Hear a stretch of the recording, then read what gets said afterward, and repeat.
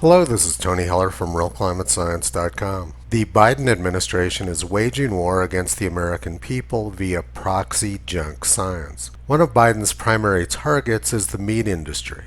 Last week, Joe Biden announced that America was going to cut back our greenhouse gas emissions by 50% in the next 9 years. The only way that could happen would be if the population of the United States was reduced by about 50%. But by setting such a ridiculous goal, it gives the Biden administration lots of latitude to engage in very destructive activities. One of these activities is the administration's war on the meat industry. Cows have been a favorite target of climate junk science for the past decade, and there seems to be no limit to how idiotic climate academics are willing to be. All of these standard junk science sources have jumped on the anti-meat bandwagon. This includes Scientific American, Skeptical Science, and Wikipedia. Here's an article from last year from Let's Talk Science. They say, over the last couple of centuries, Earth has become warmer. That's because of greenhouse gases released into the atmosphere. One of the most commonly known greenhouse gases is carbon dioxide. Carbon dioxide is a colorless, odorless gas. It is released when fossil fuels are burned. After carbon dioxide, the next most abundant greenhouse gas is methane. Although carbon dioxide is much more abundant in the atmosphere than methane, methane traps roughly 30 times more heat than carbon dioxide. This article is complete gibberish and has nothing to do with science, as I'm about to show you. The first problem is that they made the same mistake which Greta's relative Arrhenius did in the 19th century. They failed to mention water vapor, which is far and away the most abundant and most important greenhouse gas in Earth's atmosphere. Then they said that methane is a significant greenhouse gas in Earth's atmosphere, which is patently false. Methane makes up less than 2 parts per million in the atmosphere and is so unimportant that many climate modelers don't even bother to use it in their models. I will discuss that in more detail in a minute, but first let's look at this claim. Methane traps roughly 30 times more heat than carbon dioxide. This is complete nonsense, and it's a number which has been inflated progressively over time. Here's a widely referenced table purporting to show global warming potential values. These 3 columns show global warming potential values for 100-year time horizon. But according to NOAA, methane only stays in the atmosphere for about 9 years. This is because Earth's atmosphere has a lot of oxygen, and the methane quickly oxidizes to become water and carbon dioxide. Due to the presence of oxygen, it's impossible for Earth's atmosphere to build up large amounts of methane. The war on cattle and meat is based on mindless junk science. But this story gets much worse because the rest of their complaints about methane are also based on nonsense. In 1995, the United Nations said that methane was 21 times stronger than carbon dioxide.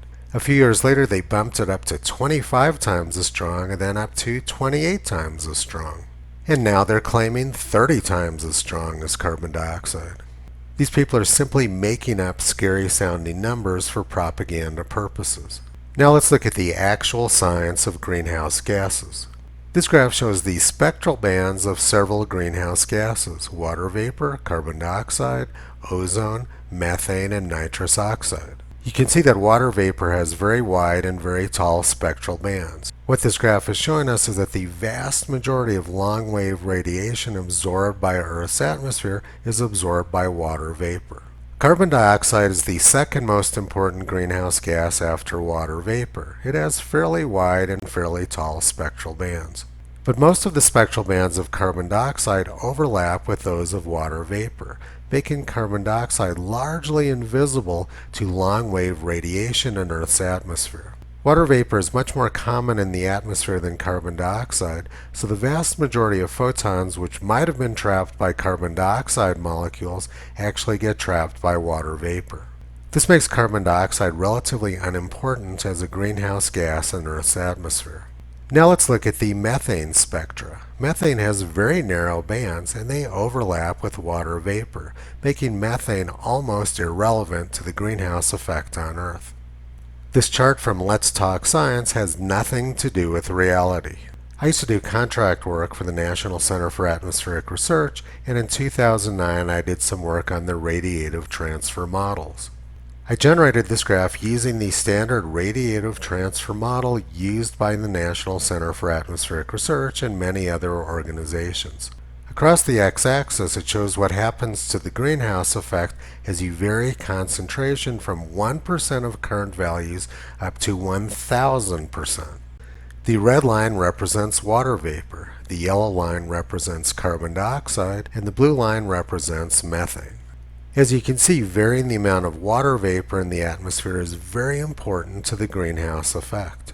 Varying the yellow line, carbon dioxide also has a significant but much smaller effect than water vapor. But varying the amount of methane, which is represented by the blue line, has almost no impact on the greenhouse effect on Earth. Even a huge increase in the amount of methane, which would be impossible for reasons we've already discussed, would have very little impact on the greenhouse effect. The war on meat and the war on cattle is based on complete nonsense. It has nothing to do with legitimate climate science. Scientific American has been a major contributor to this junk science war against meat. 5 years ago, they said there would be enormous benefits for the climate by moving away from a meat-heavy diet. They say that methane emissions are burning up the earth and we have to get away from meat to save the planet. But Scientific American knows that this is complete nonsense, as I'm about to show you. Here's another article from 5 years ago titled, "Let's Colonize Titan." In this article, Scientific American is saying that Saturn's moon Titan might be inhabitable by humans. They say that temperatures on Titan are 300 degrees below 0 Fahrenheit and that there's so much methane in the atmosphere that it frequently rains methane liquid. They just told us that methane is this incredibly potent greenhouse gas and that Titan has huge amounts of methane in their atmosphere. So with all this methane in their atmosphere, Titan should be extremely hot. But it isn't, it's extremely cold. What's going on Titan pretty much destroys the idea that methane could overheat our planet. And they're saying that we could live on Titan with huge amounts of methane, but 2 parts per million methane on Earth is going to make our climate uninhabitable.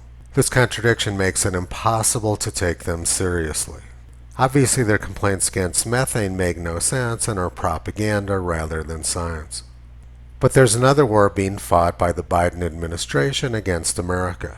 Biden has declared war against the Western states by shutting down oil and gas, shutting down coal, and shutting down livestock.